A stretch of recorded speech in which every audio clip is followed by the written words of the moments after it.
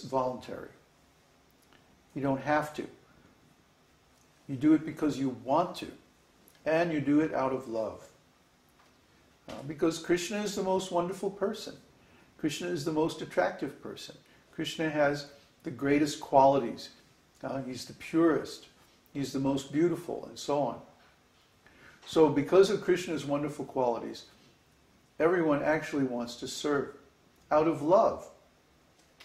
Problem is, we don't know Krishna.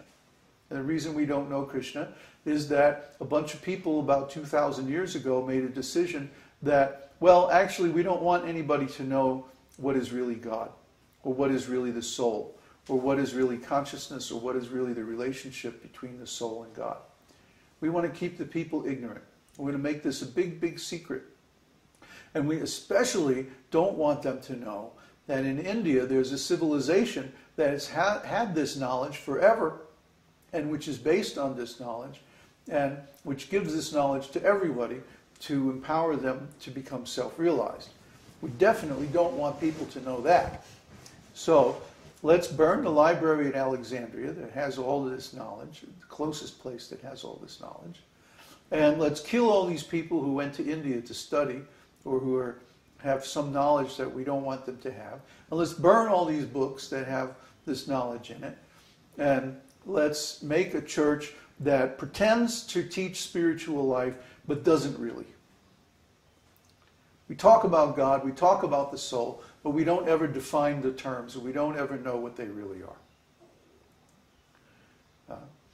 So we read in the Bible, and actually in all the Western scriptures, that we're supposed to serve God. We're supposed to be a slave of Allah, or whatever. But what is God?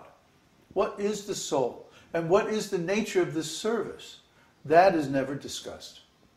Why? Because the knowledge just isn't there. The knowledge was removed. It was edited out thousands of years ago. Try to understand. It was deliberately suppressed. Just like the Bush administration lost millions of emails. Oh, darn. Somebody forgot to back up the server. Oh, sorry. It wasn't no accident. It was planned. Why? Because they're rascals, and they're trying to keep their activities secret. Similarly, the Romans, they could understand that if anybody actually understood these teachings of Jesus and the teachings of the ancient Vedas and the other ancient religions, that would expose them as being rascals. And they didn't want that. So they buried all that information. They made it a secret. Oh, dang, we lost the library at Alexandria. Oh, sorry. Too bad. But it was no accident. They did it on purpose, deliberately. Because most of the Roman emperors were homosexuals. And anybody who becomes spiritually advanced can understand this is very degraded. It's nasty. Very unclean. So this illicit sex life, this is one of the things that's prohibited in spiritual life. Even between a married couple. Illicit sex life between a married couple is no different than illicit sex life between two homosexuals or whatever, two animals. It's the same. It's just animal life. Why? Because it doesn't have this attitude of service to Krishna. Bhakti. See? Anything that we do that is not part of bhakti means that we cannot practice Uttama-bhakti, pure bhakti. If we do something that's outside of bhakti, then we're doing something else. Try to understand. If we do anything else besides bhakti, that's not Uttama-bhakti. Even if we're doing bhakti, because we're doing something else also, that's Mishra bhakti. So all of the different societies that exist on this planet for propagating and practicing bhakti actually propagate and practice Mishra bhakti and not Uttama-bhakti. But without Uttama-bhakti, bhakti has no meaning. You see? Because without Uttama-bhakti, we are going to have to stay in this material world and go through all the sufferings of material existence all over again until we finally get to that point of Uttama-bhakti. So if we say we are here to teach and practice bhakti, it has to be Uttama-bhakti, or there's really no meaning to bhakti. That is the meaning of bhakti, is Uttama-bhakti. I'll read it again. The cultivation of activities that are meant exclusively for the pleasure of Krishna. Exclusively. Exclusive means we throw out all other purposes and principles. It's meant exclusively for the pleasure of Krishna, or in other words, the uninterrupted flow of service to Krishna. Uninterrupted. There's a verse in Srimad Bhagavatam, right in the first canto, that says, what is bhakti? It means ahaituki apratihata, uninterrupted and unmotivated service to Krishna. Ahaituki apratihata.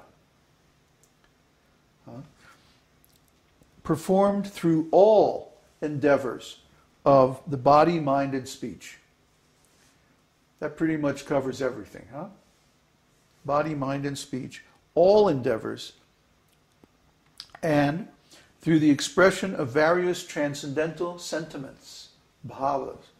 So we're going to talk about bhava later because it's a huge subject and it demands a great deal of study. It's very complex. And so we don't have the scope to discuss that here, so we'll have to define that in later sections. Actually, probably several or many later sections.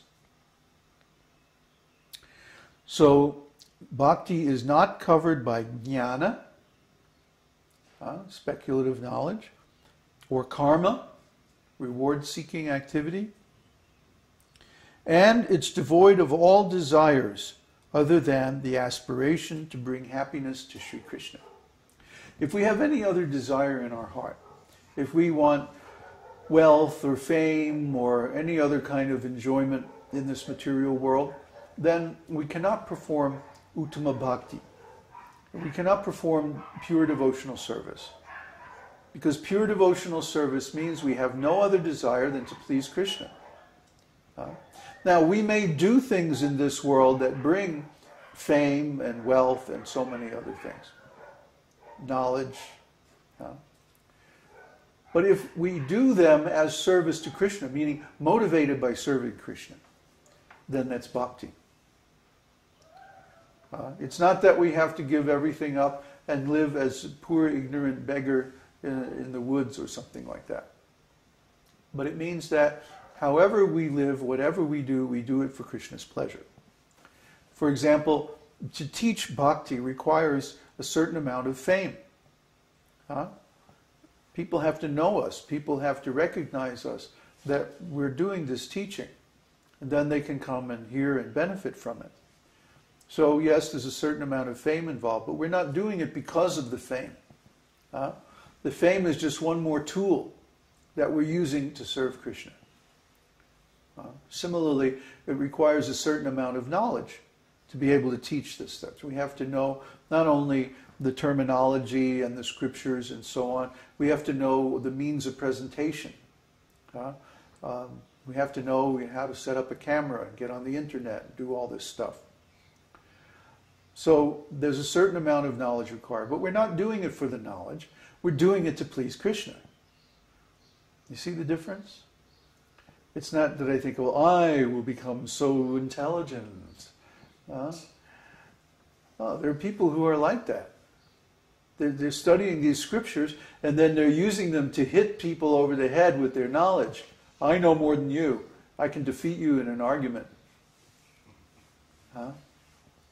But this is an impure motivation. This is a material desire. We don't want to have material desires. So, Cheto Darpana Marjanam. What does that mean? Clean the mirror of the heart. Yes. The heart clean the mirror of the heart. The mind? The mind is understood to be seated in the heart. Because the heart is the seat of consciousness. Oh, maybe that's why I don't get the other verse. The mind is that I posted something about that last night. The mind and the heart are linked together because the mind is under control of the intelligence, and the intelligence is under control of the desires of the soul. That's the heart? Yes, that's the heart. The heart is the seat of the soul. So if the soul has desires that are impure, this is going to distort the mirror of the mind. It's going to start looking like a funhouse mirror instead of a plain mirror. Or the mirror may become cloudy, or blurry, or